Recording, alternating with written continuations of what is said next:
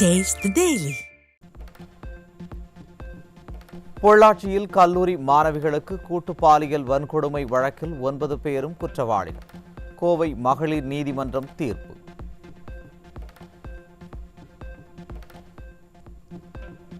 பொள்ளாச்சி கூட்டு பாலியல் வன்கொடுமை வழக்கில் குற்றவாளிகள் 9 பேருக்கும் சாகும் வரை ஆயுள் தண்டனை. பாதிக்கப்பட்ட பெண்களுக்கு மொத்தமாக 85 லட்சம் ரூபாய் இழப்பீடு வழங்க வேண்டும் என கோவை மகளிர் நீதிமன்றம் உத்தரவு.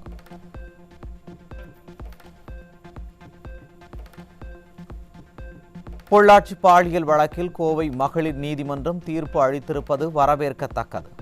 அதிமுக பொதுச் செயலர் நடுநிலை தவறாமல் விசாரிக்கப்பட சிபிஐ விசாரணைக்கு உத்தரவிட்டதன் விளைவாக உரிய நீதி கிடைக்கப்பெற்றுள்ளது என அதிமுக வரவேற்பு.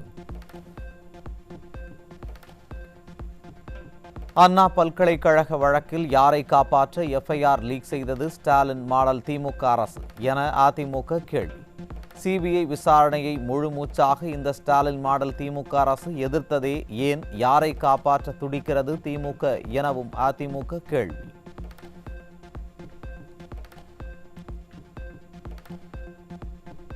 உங்களைப் போல் திமுக அனுதாபி என்பதால் காப்பாற்ற துடிக்கவில்லை. பொள்ளாச்சி வழக்கில் நடுநிலையோடு சிபிஐ விசாரணைக்கு உத்தரவிட்டேன். அதற்கான நீதியே இன்று கிடைத்துள்ளது.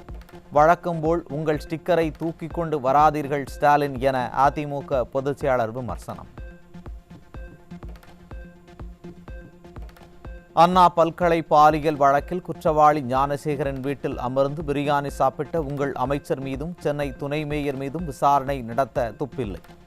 யார் அந்த சார் என்கிற கேள்விக்கு இன்று வரை பதில் சொல்லாமல் அந்த சாரை காப்பாற்ற துடிக்கும் நீங்கள்தான் வெட்கி தலைகுனிய வேண்டும் என ஸ்டாலினுக்கு அதிமுக பொதுச் செயலர் காட்டம்.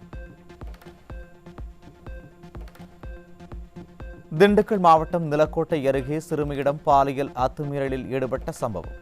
காமுகனுக்கு ஆயுள் தண்டனையுடன் 1,10,000 அபராதம் விதித்து போக்சோ சிறப்பு நீதிமன்றம் தீர்ப்பு.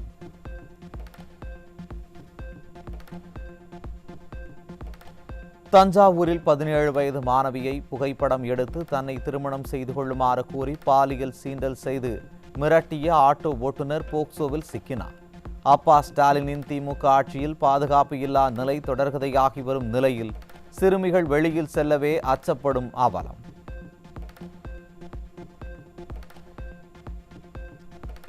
திண்டுக்கல் மாவட்டம் செம்பட்டி அருகே 350 கிலோ குட்கா பறிமுதல். ஸ்டாலினின் திமுக ஆட்சியில் தமிழகம் போதைப் பொருட்களின் குடோனாக மாறி வருவதாக மக்கள் குற்றச்சாட்டு.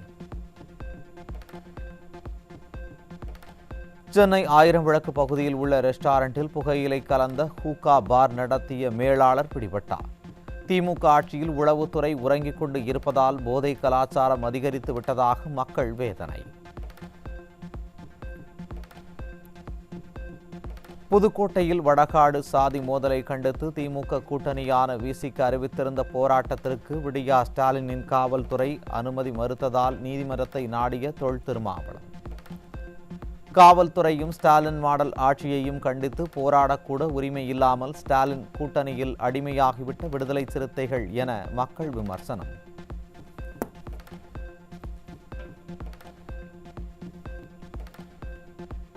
தூய்மை பணியாளர்களை தொழில் முனைவோராக மாற்றுவதற்கான திட்டங்களின் கீழ் நிதியை தவறாக பயன்படுத்திய புகாரில் சிபிஐ விசாரணை நடத்த கோரி பத்திரிகையாளர் சவுக்கு சங்கர் சென்னை உயர்நீதிமன்றத்தில் மனு தாக்கல்.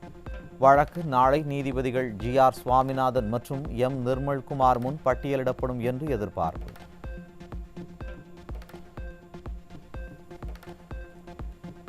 கடலூர் மாவட்டம் வெங்கடாம்பேட்டை பகுதியில் சாலையை ஏன் முறையாக அமைக்கவில்லை என்று கேட்டவரை வீடு புகுந்து தாக்கிய திமுகவினர். திமுக ஒன்றிய செயலாளர் குணசேகரன் என்பவரின் மகன் மணிகண்டன் மற்றும் அவரது ஆதரவாளர்கள் சிவா என்பவரின் வீட்டிற்குள் புகுந்து கடப்பாரை உள்ளிட்ட இரும்பு ஆயுதங்களை கொண்டு கொடூரமாக தாக்கிய கொடூரம்.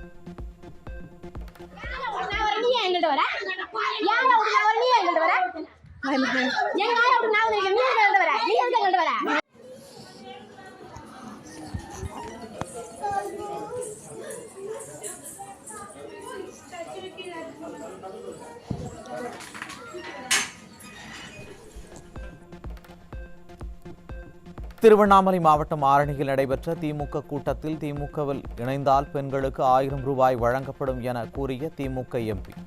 ஆட்சிக்கு வந்ததும் அனைத்து மகளிருக்கும் 1000 ரூபாய் வழங்கப்படும் என அறிவித்துவிட்டு தற்போது திமுகவில் இணைந்தால் 1000 ரூபாய் வழங்கப்படும் என திமுக எம்பி கூறியதால் மக்கள் அதிர்ச்சி.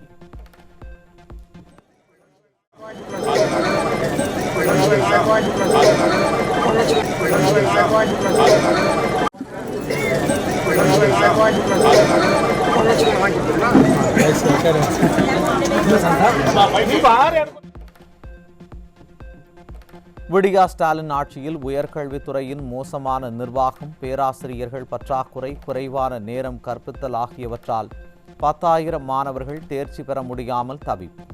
அண்ணா பல்கலைக்கழக சிறப்பு துணைத் தேர்வு பொறியியல் மாணவர்களுக்கு பயனளிக்காது என்றும் கல்வித்துறையில் மேற்கொள்ளப்படும் மாற்றமே தேர்ச்சி விகிதத்தை அதிகரிக்கும் என கல்வியாளர்கள் அறிவுறுத்தல்.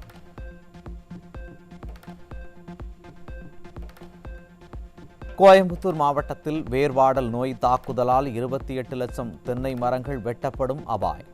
தென்னை மர தொழிலாளர்கள் நலவாரியம் அமைப்போம் என கலராக விளம்பரம் செய்த ஸ்டாலின் மாடல் அரசு தென்னை விவசாயிகள் சந்திக்கும் இழப்பீடுகளை ஈடுகட்ட நிவாரணம் வழங்கவில்லை என விவசாயிகள் குற்றச்சாட்டு.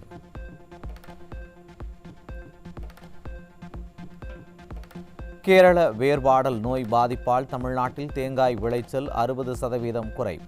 ஸ்டாலின் மாடல் ஆட்சியின் அலட்சியமும் வேளாண்மை பல்கலைக்கழக ஆராய்ச்சிகள் பயனற்று போனதாலும் விளைச்சல் பாதிப்பு என தென்னை விவசாயிகள் குற்றச்சாட்டு. சென்னை மாநகராட்சி மருத்துவமனைகளில் குறைவான ஊதியத்தால் வெளியேறும் மருத்துவர்களை தக்க வைக்க அக்கறை இல்லாத ஸ்டாலின் மாடல் ஆட்சி என குற்றச்சாட்டு. நகர்ப்புற ஆரம்ப சுகாதார நிலையங்களில் மனநலம், தோல் சிகிச்சைக்கு சிறப்பு மருத்துவர்களை நியமிக்கவும் ஸ்டாலின் அரசுக்கு பொதுமக்கள் கோரிக்கை. சிபிஎஸ் எனப்படும் பங்களிப்பு ஓய்வு திட்டத்தில் கல்லூரி ஆசிரியர்களுக்கு மறு நியமன காலத்தில் 20% அளவுக்கு ஊதியம் குறைத்து வழங்கப்படுவதாக ஆசிரியர்கள் குமுறல். உயர்கல்வித்துறை கருவூல கணக்குத்துறை அதிகாரிகளுக்கு புகார் அளிக்கப்பட்டு 8 மாதங்கள் கடந்தும் உரிய தீர்வு வழங்கப்படாமல் தங்களை அழைக்கழிப்பதாக ஆசிரியர்கள் குற்றச்சாட்டு.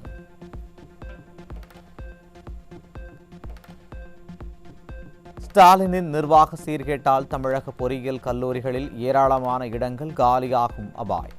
அதிமுக ஆட்சி காலத்தில் தமிழகத்தில் 500 பொறியியல் கல்லூரிகள் இருந்த நிலையில் தற்போது 463 கல்லூரிகள் மட்டுமே இயங்கும் நிலையில் சுமார் 40 கல்லூரிகள் மூடப்பட்டுள்ளதாக அதிர்ச்சி தகவல். தமிழ்நாட்டில் உள்ள 34 அரசு மருத்துவக் கல்லூரிகளுக்கு தேசிய மருத்துவ ஆணையம் நோட்டீஸ். 95% துறைகளில் ஆசிரியர் பற்றாக்குறை, ஆய்வக தர பற்றாக்குறை, அறுவை சிகிச்சை பதிவுகள் இல்லாதது குறித்து விளக்கம் அளிக்க நோட்டீஸ் வழங்கப்பட்டுள்ளது. கீழ்ப்பாக்கம் மற்றும் செங்கல்பட்டு அரசு மருத்துவக் கல்லூரிகள் உட்பட 34 கல்லூரிகளுக்கு நோட்டீஸ் அனுப்பிய தேசிய மருத்துவ ஆணையம். மருத்துவத்துறையில் தமிழ்நாடு மிகப்பெரிய சாதனைகளை நிகழ்த்தி வருவதாக முதலமைச்சரும் மாரத்தான் புகழ் அமைச்சரும் வெற்று விளம்பரம் செய்து வரும் நிலையில் ஆசிரியர் மற்றும் ஊழியர்கள் பற்றாக்குறை இருப்பதுதான் சாதனையா என்று மக்கள் கேள்வி.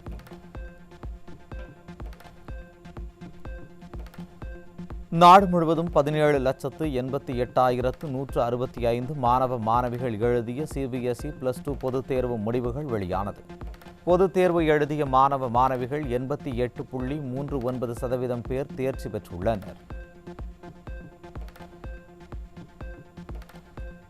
சிபிஎஸ்இ +2 பொதுத் தேர்வில் 91.64% மாணவிகள் தேர்ச்சி பெற்ற நிலையில் 85.70% மாணவர்கள் தேர்ச்சி பெற்றுள்ளனர். சிபிஎஸ்இ 12ஆம் வகுப்பு பொதுத் தேர்வில் அதிகபட்சமாக விஜயவாடாவில் 99.60% மாணவர்கள் தேர்ச்சி பெற்றுள்ளனர். சிபிஎஸ்இ +2 பொதுத் தேர்வில் சென்னை மண்டலத்தில் 97.39% மாணவ மாணவிகள் தேர்ச்சி பெற்றுள்ளனர். குறைந்தபட்சமாக பிரயாக்ராஜ் மண்டலத்தில் 78.53% மாணவ மாணவிகள் தேர்ச்சி பெற்றுள்ளனர். நாடு முழுவதும் 23.71 லட்சம் மாணவ மாணவிகள் எழுதிய சிபிஎஸ்இ 10ஆம் வகுப்பு பொதுத் தேர்வு முடிவுகள் வெளியானது. 93.66% பேர் தேர்ச்சி பெற்றுள்ள நிலையில் அதிகபட்சமாக திருவனந்தபுரம் மண்டலத்தில் 99.79% பேர் தேர்ச்சி அடைந்துள்ளதாக அறிவிப்பு. அரசு நடுநிலைப் பள்ளியை உயர்நிலைப் பள்ளியாக தரம் உயர்த்தாததால் 8ஆம் வகுப்பை நிறைவு செய்த பார்வையற்ற மாணவர்கள் வீடுகளிலேயே முடங்கும் அவர். சேலம் உள்ளிட்ட மாவட்டங்களில் எண்ணிக்கையை காரணம் காட்டி ஸ்டாலின் அரசின் பள்ளி கல்வித்துறை மாணவர்களின் இடைநிற்றலை கண்டுகொள்ளாமல் இருப்பதாக அனைத்து வகை மாற்றுத்திறனாளி ஆசிரியர் மற்றும் அரசு ஊழியர்கள் சங்கத்தினர் குற்றச்சாட்டு. அதிக கடன் வாங்கிய மாநிலங்கள் பட்டியலில் தமிழகம் தொடர்ந்து முதலிடம். மக்கள் நலத்திட்டங்களை செயல்படுத்தாமல் அதிக அளவில் கடன் வாங்கி ஸ்டாலின் அரசு கல்லா கட்டுகிறதா என மக்கள் கேள்வி. சென்னையில் நீர்நிலைகள் பராமரிப்பின்மையால் குடிநீர் தட்டுப்பாடு ஏற்படும் அபாயம். ஸ்டாலின் தலைமையிலான மாநகராட்சி மற்றும் மாநில அரசின் முறையற்ற நீர்நிலை பராமரிப்பு மற்றும் திட்டமிடலே காரணம் என மக்கள் விமர்சனம். அந்தமான் கடல், அந்தமான் நிக்கோபார் தீவு, தெற்கு வங்கக்கடல் பகுதிகளில் முன்கூட்டியே தென்மேற்கு பருவமழை தொடங்கியது. வழக்கமாக மே 4வது வாரத்தில் தொடங்கும் பருவமழை முன்கூட்டியே தொடங்கியதாக வானிலை ஆய்வு மையம் தகவல்.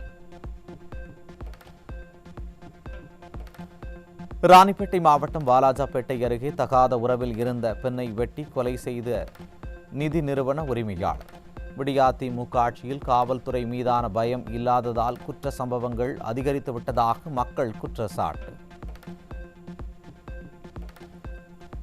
சிவகங்கை ஆட்சியர் அலுவலகத்தில் மகளின் கல்வி உதவித்தொகையை பெற முடியாத விரக்தியில் தந்தை மதுபோதையில் வந்து அதிகாரிகளை அவதூறாக வசைபாடியதால் பரபரப்பு. ஸ்டாலின் மாடல் அரசின் நிர்வாக திறமையின்மையே இதற்கு காரணம் என குற்றச்சாட்டு.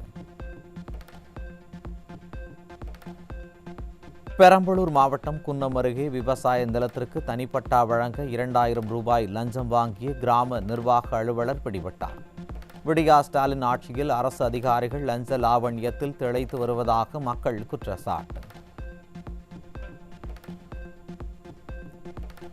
விடியா திமுக அமைச்சர் ஐ பெரியசாமி கலந்து கொண்ட விழாவில் குடிபோதையில் திமுகவினர் செய்த அளப்பறையால் பெண்கள் அச்சம். தலைக்கேறிய மதுபோதையால் தரையில் விழுந்து அங்க பிரதட்சணம் செய்த குடிமகனின் அலங்கோலத்தை கண்டு பொதுமக்கள் முகம் சுளிப்பு.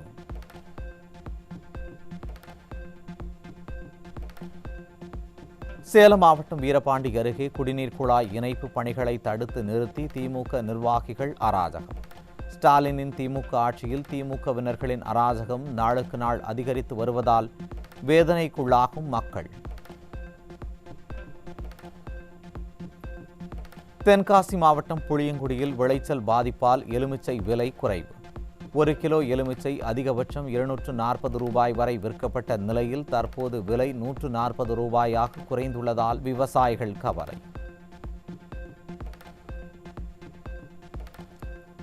மயிலாடுதுறை அருகே கோனேரி ராஜபுரத்தில் சித்ரா பௌர்ணமியை முன்னிட்டு பரதநாட்டிய கலைஞர்கள் நடராஜருக்கு நாட்டிய சமர்ப்பணம்.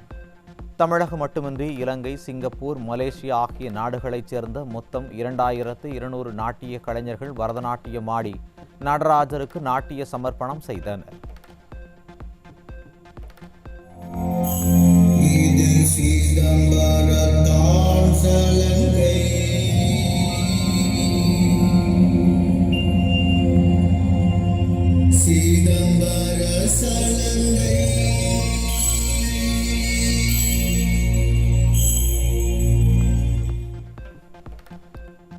தஞ்சாவூர் மாவட்டம் பட்டுக்கோட்டையில் வெறிநாய்கள் கடித்ததில் 2 சிறுவர்கள் உட்பட 10 பேர் பட்டுக்கோட்டை அரசு மருத்துவமனையில் அனுமதி. நாய் தொல்லையை கட்டுப்படுத்த ஆலோசனை நடத்திய ஸ்டாலின் உரிய நடவடிக்கைகளை எடுக்கவில்லை என பொதுமக்கள் குற்றச்சாட்டு. திருப்பத்தூர் மாவட்டம் நாற்றம்பள்ளியில் மதுபோதையில் பிளேடால் ஒருவரை சரமாரியாக கிழித்துவிட்டு தப்பியவருக்கு வலை. திமுக ஆட்சியில் நாளொரு தகராறும் பொழுதொரு இரத்த களரியும் நடப்பதாக பொதுமக்கள் புகார். திருவண்ணாமலை மாவட்டம் ஆரணி அருகே புகார் மீது நடவடிக்கை எடுக்காத விடியா அரசின் அதிகாரிகளால் இரு தரப்பினர் மோதிக்கொண்ட அவர். ஸ்டாலின் ஆட்சியில் புகார் மீது நடவடிக்கை எடுப்பதில் அதிகாரிகள் அலட்சியம் காட்டுவதாக பொதுமக்கள் குற்றச்சாட்டு. திருப்பூரில் ஆன்லைன் விற்பனை மோசடியில் 3 லட்சம் ரூபாய் இழந்தவர் தீக்குளிக்க முயற்சி. ஸ்டாலின் ஆட்சியில் விதவிதமாக மோசடிகள் அரங்கேறுவதாக பொதுமக்கள் குற்றச்சாட்டு.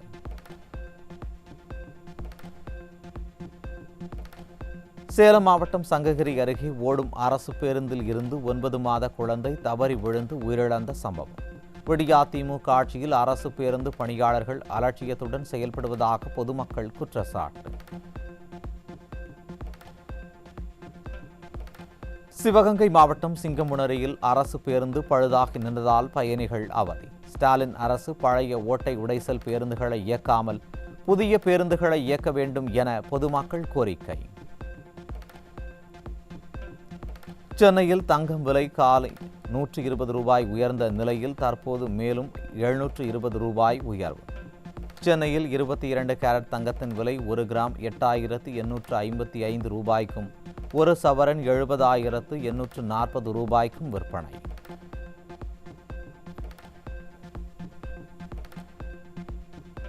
மும்பை பங்குச்சந்தை குறியீட்டு எண் சென்செக்ஸ் 1281 புள்ளிகள் சரிந்து 81,148 புள்ளிகளுடன் வர்த்தகம் நிறைவு.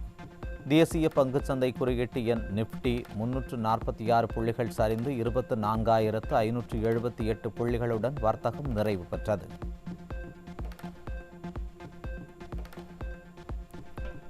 டெல்லியில் பிரதமர் நரேந்திர மோடி தலைமையில் மத்திய அமைச்சரவை கூட்டம் இன்று காலை கூடுகிறது.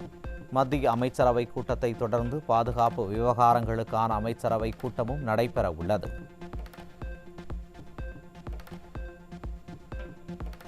ஆபரேஷன் சிந்தூர் நடவடிக்கையில் வர்த்தகத்தை முன்னிறுத்தி அமெரிக்கா பேசவில்லை. இராணுவ நடவடிக்கைகள் குறித்து மட்டுமே அமெரிக்காவுடன் பல கட்ட பேச்சுவார்த்தை நடந்தது என வெளியுறவுத்துறை அமைச்சகம் விளக்கம்.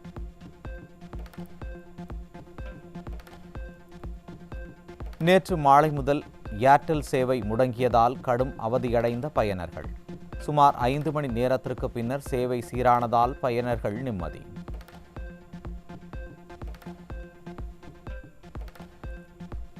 ஆஸ்திரேலிய அணிக்கு எதிரான உலக டெஸ்ட் கிரிக்கெட் சாம்பியன்ஷிப் இறுதிப் போட்டிக்கான தென்னாப்பிரிக்க அணி அறிவிப்பு.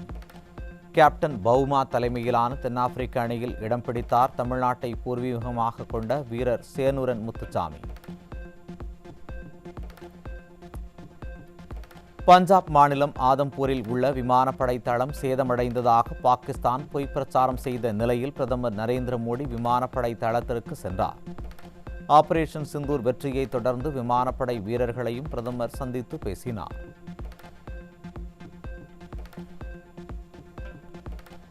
இந்திய ராணுவம் நிகழ்த்திய ஆபரேஷன் சிந்தூர் உலகெங்கும் எதிரொலித்துள்ளது. ஆபரேஷன் சிந்தூர் இந்திய ஒற்றுமையின் பிரதிபலிப்பு என பிரதமர் நரேந்திர மோடி பெருமிதம்.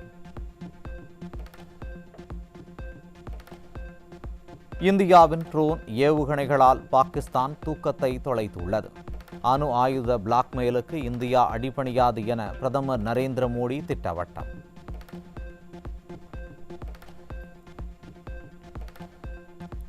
காஷ்மீர் மாநிலம் சோபியானில் தீவிரவாதிகள் பாதுகாப்பு படையினர் இடையே துப்பாக்கிச் சண்டை. பாதுகாப்பு படையினர் நடத்திய துப்பாக்கிச் சூட்டில் தீவிரவாதிகள் 4 பேர் சுட்டுக் கொலை.